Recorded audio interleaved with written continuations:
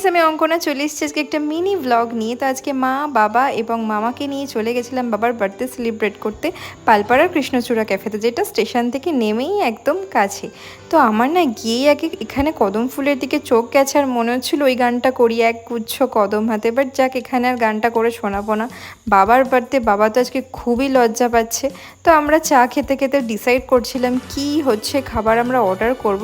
তো ওখানে দাদা আমাদের জানায় যে উইংস অফ চিকেন যেটা আছে ওইটা নিয়ে নিতে। তো ওটা আমার বাবার ভীষণই পছন্দ হয়েছে, আর বাবা খুব লজ্জা পাচ্ছে।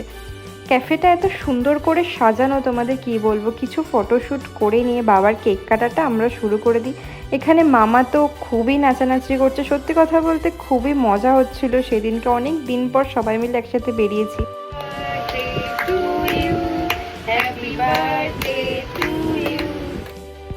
আমার বাবার শর্ত প্রথমেই ছিল আমি কেক কাটবো না, আমি কোথাও যাব না, আমার বার্থডে তোরা সেলিব্রেট করবি না।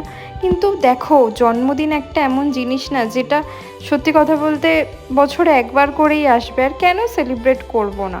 উনি বলেছে বলেই কি আমরা সেটা মেনে নেব নাকি? বাবা একদমই জানতো না যে আমরা এখানে আসবো, সারপ্রাইজ দেবো। তাকে বলেছিলাম যে আমরা একটু সন্ধ্যাবেলা বেরোবো, চা খেতে যাব।